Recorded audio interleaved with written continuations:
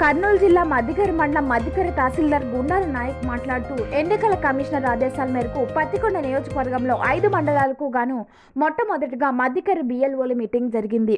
ఈ కార్యక్రమంలో బిఎల్ఓలు అందరికీ ఈ శిక్షణ భాగంగా డోర్ టు డోర్ వెరిఫికేషన్ ఏ విధంగా చేయాలి, అలాగే 18 సంవత్సరాలు నిండిన వారికి ఓటర్ నమోదు చేయడం, తప్పులేని ఓటర్ జాబితా తయారు చేసే విధానంపై ఈరోజు నియోజకవర్గంలో మొదటిగా బిఎల్ఓల మీటింగ్ జరిగింది అని తహసీల్దార్ గుండాల నాయక్ తెలియజేయడం జరిగింది.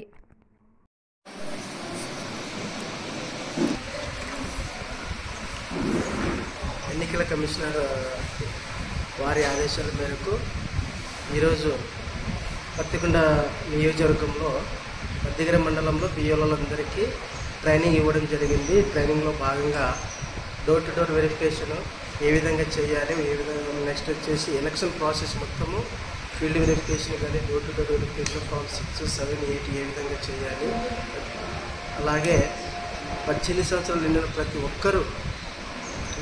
ప్రతి ఒక్కరిని ఓటర్గా నమోదు చేసి ఎవరైతే డెత్, షిఫ్టెడ్, మైగ్రేటెడ్ ఉంటారో అలాంటి ఓటర్లందరినీ ఓటర్ల జాబితాని తొలగించి తప్పులు లేని ఓటర్ల జాబితాను తయారు చేసే విధానంలో ఈరోజు ఏ విధంగా ప్యూరిఫికేషన్ చేయాలనేది ఈరోజు ట్రైనింగ్ ఇవ్వడం జరిగింది.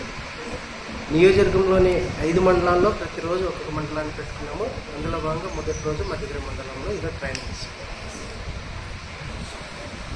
అలాగే విఆర్ఓలందరినీ, బిఎల్ఓలందరినీ బిఎల్ఓ యాప్ డౌన్లోడ్ చేసుకొని ఓటర్ల యొక్క వివరాలన్నీ నమోదు చేయాల్సిందిగా తెలిపినాము. అలాగే ఓటర్ హెల్ప్ లైన్ గురించి ఓటర్లలో ప్రతి ఒక్కరూ డౌన్లోడ్ చేసుకొని దాని మీద చైతన్యము ఇవ్వవలసిందిగా బిఎల్ఓలందరినీ తెలిపినాము.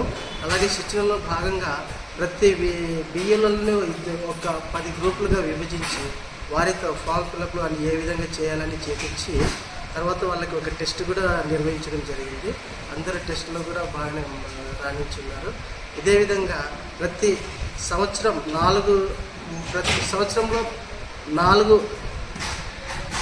4 సార్లు ఓటర్ సమ్మరీ రివిజన్ అని మేము నిర్వహిస్తాము. అందులో భాగంగా బిఎల్ఓలు ప్రతి ఒక్కరూ పాల్గొని ఏదైతే ఈఆర్ఓ గారు ఎలక్షన్ కమిషన్ ఏదైతే పద్ధతులు ఇస్తారో అవన్నీ నిర్వహించాలని ఈ ట్రైనింగ్లో తెలిపి ఉన్నాము. నా పేరు గుండాల నాయక్, తహసీల్దార్ మద్దికర. కొన్ని ఏరియాలో బిఎల్ఓ పోతే నువ్వు బిఎల్ఓ అంటే గ్యారంటీ ఏంటి, నీ దగ్గర ఏముంది అని అడుగుతున్నారు. మనం ఐడెంటిటీ కార్డు మీకు ఇప్పుడు నుంచి జారీ చేస్తాము. ఈఆర్ఓ గారి సంతకంతో, మీ ఫోటో మీద సంతకంతో మీకు ఏదైతే డిపార్ట్మెంట్